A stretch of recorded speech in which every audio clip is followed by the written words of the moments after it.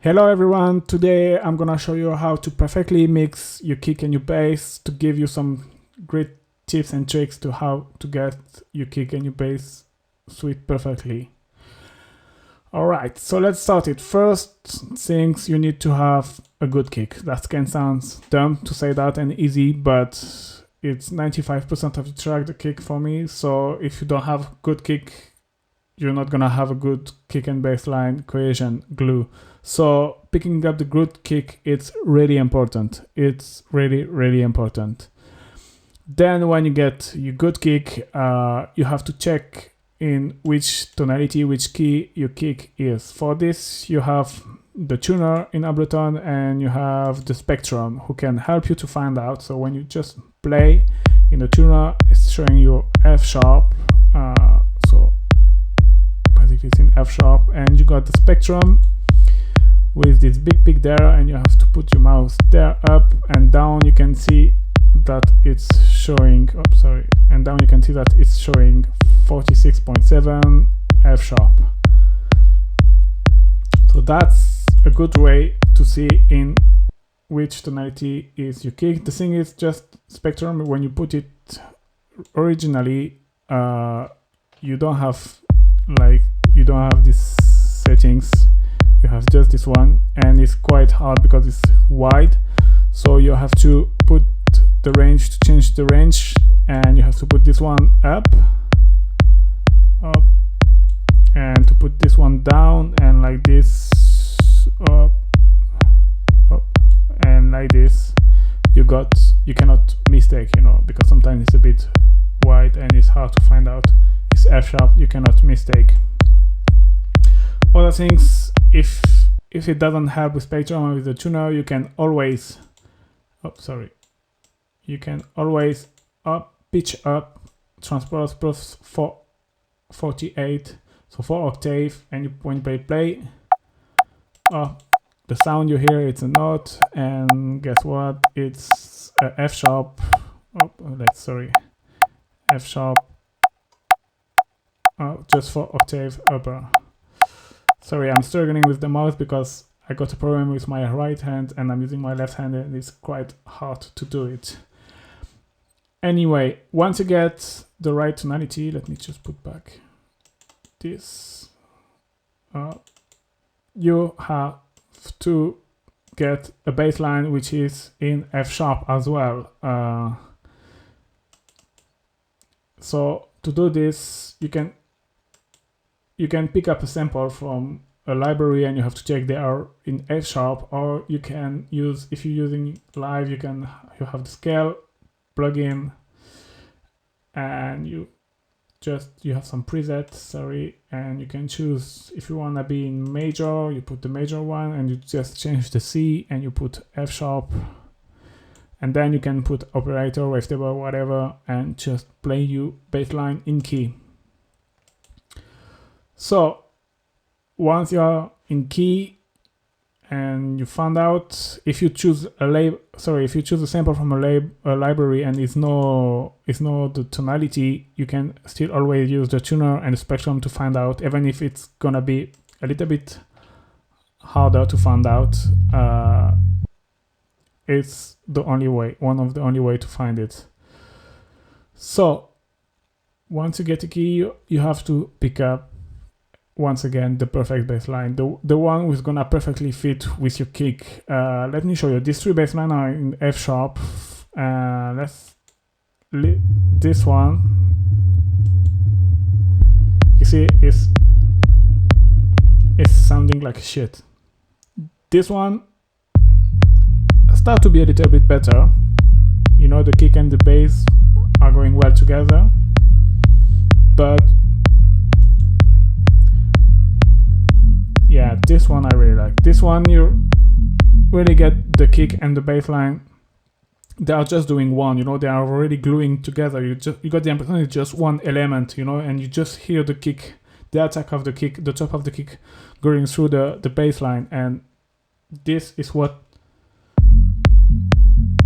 you have to look for, know this, because when I start, I used to pick up stuff like this, and I was like, okay, at the mix stage, I'm gonna compress, I'm gonna do some sidechain, some EQ, and it's gonna be good together. But it's not gonna be good together. You have to. It has to sound good before compressing, before sidechaining, before EQing. It's because, you know, if it's shit, it's gonna be shit after. You cannot transform shit in gold. You know, you have this expression. You can polish a poo or something like this. It's the same. When you have these two elements, you don't even almost need sidechain or EQ. And can be silly what I'm gonna say, but this is how to mix properly your kick and your bass. You know, you have to pick up the right one who are going well together, because I don't have nothing to do almost, because they are already sounding really good together. And you know, when you mix, you cannot do magic. It's just to make it a little bit better. So when you got your perfect two element, then you can add some techniques. So obviously you have sidechaining that I think everyone know. So sidechain compression. So usually I leave the ratio around 2 or 3, short at quick attack, because you want the quick gain reduction and you want the quick release as well. You just want the gain reduction when the kick is hitting. Then you put down the threshold. This is like basic stuff. Then you activate the sidechain here, and you have to choose your trigger. So you have different possibility. You have so this one is clap sidechain. Is basically this channel, which is basically a clap. It's a 909 clap. So wait, let me just, put master up. So yeah, if you listen, it's a clap, and I use it as a trigger, so I don't want to go to the master, I just want as a send only, and then I use as a trigger for my bass line. I'll put a bit the threshold down, the ratio down. You know, the ratio, if you want a strong sidechain, put the ratio a little bit more high. And yeah, and then after just this, and you can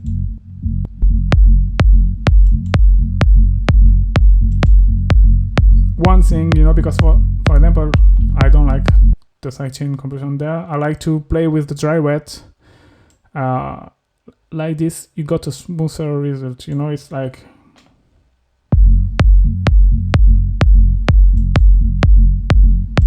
you got this sidechain effect, but it's not too obvious. I don't know how to explain it. I don't like when it's too obvious. When it just have to be very smooth, very, yeah, like this. I like.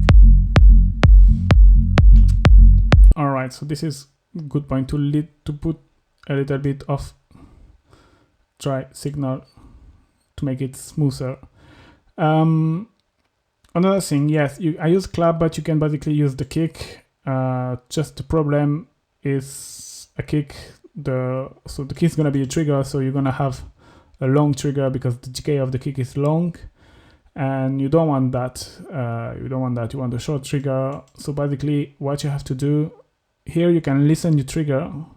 So if I put, okay, I'm just listening the trigger. It's the kick, so you can see the gain reduction is gonna stand for long because of the low end of the kick, which is very long. So the way to remove this is to use an EQ with high pass filter, and then you can just get the click of your kick, and then you got very short gain reduction, very sharp, very similar to, you see, it's even quicker than the clap. Up. And here we go. You can use your kick. Because if you remove the EQ, nah, it's just not sounding good. I don't like. Like this is smoother. Alright, second compression, nothing new. And then another thing that's I do sometimes, I'm not doing always, is basically to curve, you know, the kick, the frequency and the peak of the kick to minus it on this EQ. So let me show you. You check the kick, so you have a peak at it's 46.5, let's say. So what you're gonna do, you're gonna make space on your bass line by reducing at 46.5. You're gonna reduce this frequency to let your kick pass through.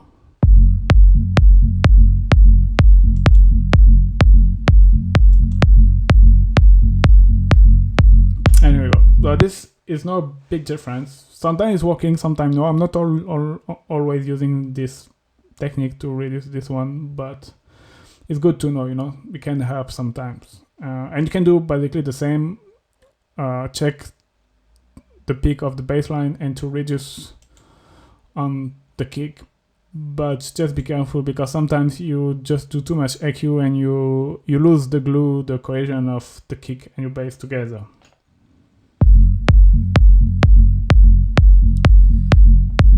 So yeah, I think that was my tips for kick mixing with the bass. So it's basically, honestly, mainly, picking up the right kick and the right bass together they have to be in key. This is the main things.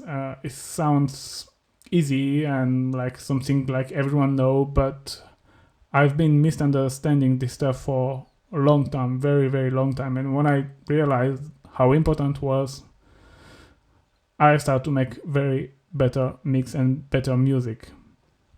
So I hope, guys, you like. Just tell me if you didn't like it, or if you want me to cover another aspect of mix.